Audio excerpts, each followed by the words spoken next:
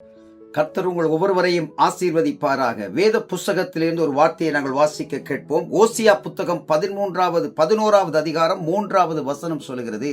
ஓசியா புத்தகம் 11வது அதிகாரம் 3வது வசனம் சொல்லுகிறது, நான் எப்பிராயீமை கைப்பிடித்து நடக்க பழக்கினேன். நான் எப்பிராயீமை கைப்பிடித்து நடக்க பழக்கினேன், ஆனாலும் நான் தங்களை குணமாக்குறவர் என்று அறியாமல் போனார்கள். நான் அவர்களை குணமாக்கினவர் என்று அவர்கள் அறியாமல் போனார்கள்.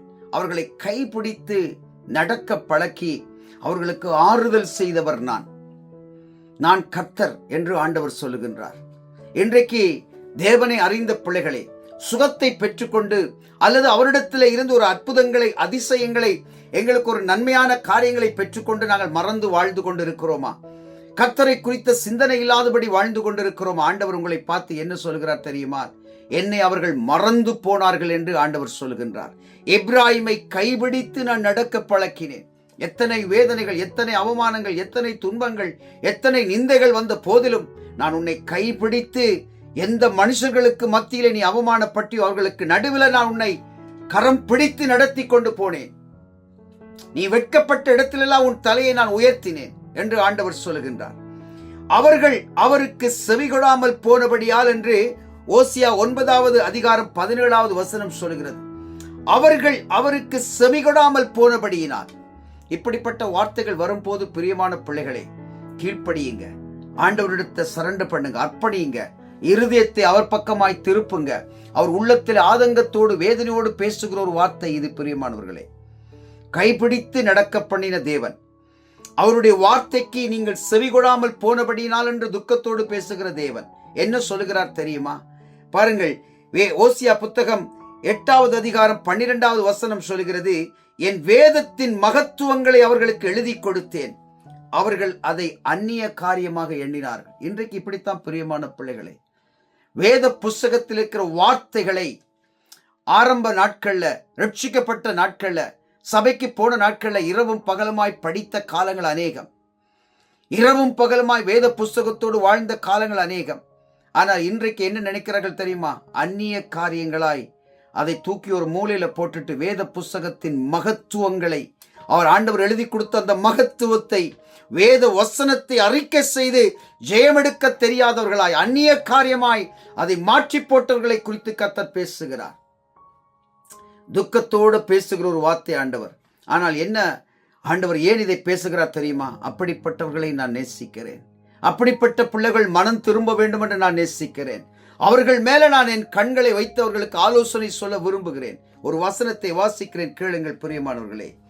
ஓசியா புத்தகம் 11வது அதிகாரம் 4வது வசனம் சொல்கிறது, மனுஷரை கட்டி இழுக்கிற அன்பின் கயிறுகளால் நான் அவர்களை இழுத்தேன்.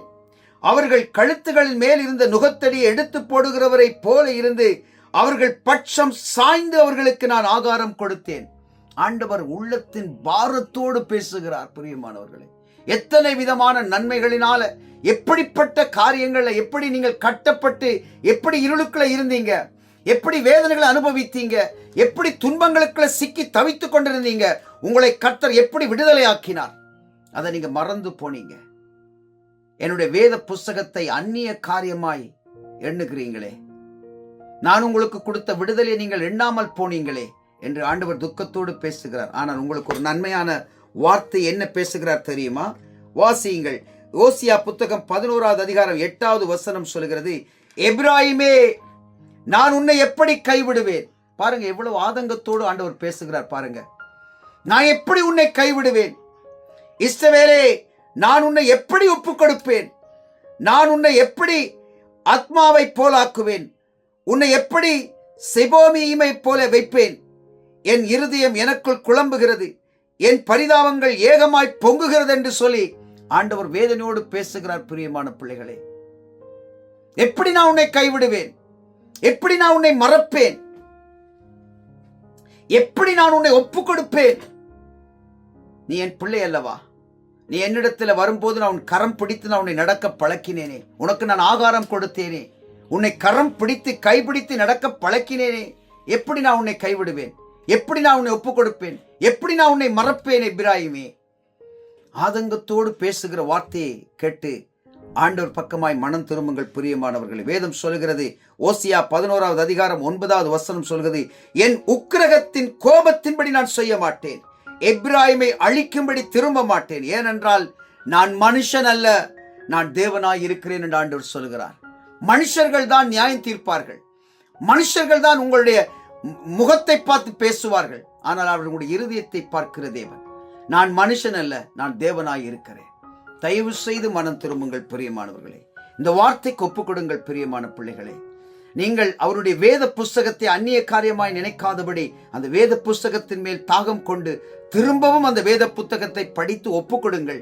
இருதயத்தை செம்மைப்படுத்துங்கள், இருதயத்தை ஆயத்தப்படுத்துங்கள், இருதயத்தை அவர் பக்கமாய் திருப்புங்கள் பிரியமானவர்களே. உள்ளம் உடைந்து அழுது தேவனிடத்துல ஆண்டவரை ஒப்புரவாகுங்கள் பிரியமானவர்களே. ஜெபம் பண்றீங்களா? என்னோட சேர்ந்து ஜெபம் பண்ணுங்க. தயவு செய்து ஒப்புக் கொடுங்க.